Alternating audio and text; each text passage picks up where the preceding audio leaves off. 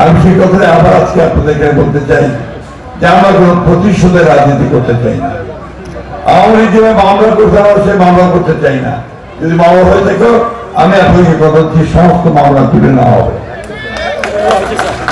যত মামলা আছে আওয়ামী লীগের বিরুদ্ধে আমরা সমস্ত মামলাগুলো তুলে নেব। ঠিক আছে, তুলে নেওয়া হয়েছে কিছু?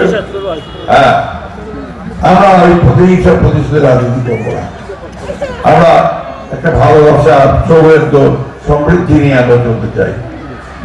আমরাও বলছি, শেখ হাসিনাকে বলতে চাই আর ওইসব পাগলামি করেন না। ওই অত্যাচার নির্যাতন করে অতীতে শাসন করতে পারেননি, সামনে ভয় দেখায় শাসন করতে পারবেন না। বরঞ্চ বাংলাদেশের জনগণের সামনে দুই হাত থেকে মাপ চান, বলে যে যা করছি ভুল করছি, ছেলেগুলোকে গুলি করে মারছি, ভুল করেছি, আমাকে আপনারা মাফ করে দিবেন। একটা রাজনৈতিক দল, আমি নামটাই বলি আপনাদের, জামাত ইসলামী বাংলা, তার পাশে দলকে নিয়ে জবরদস্তি করতে চাচ্ছে জনগণের উপরে। আমার কথা গণভোট হওয়া হবে। গণভোটটা কি? এটা হচ্ছে ওনারা একটা তালিকা দিবেন যে এই জিনিসগুলো আপনি মানি কিনা, যদি মানি তারা বলতে হবে হ্যাঁ, আর যদি না মানি তারা বলতে হবে না। একটা ব্যালট দিলে ব্যালটটার মধ্যে লেখা থাকবে হ্যাঁ আর না।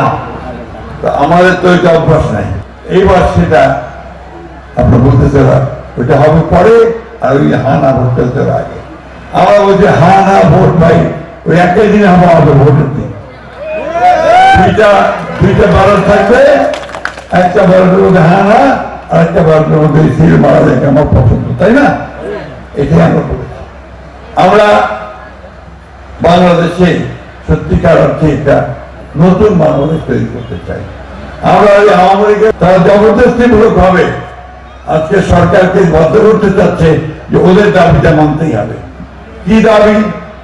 আপনার কোন খবর রাখেন ভাই বোনেরা, আমার বোনেরা, দাবিটা তুলে ওনার বলছে পিয়ার লাগবে। পিয়ার পিয়ার বুঝেন কেউ? বোঝেন নাকি? বুঝতে বুঝি না বা ভোট দিবেন আপনি এখানে আর এমপি হবে ঢাকায়, এই সিস্টেমকে আমরা মেনে নিতে পারি নাই। সেটা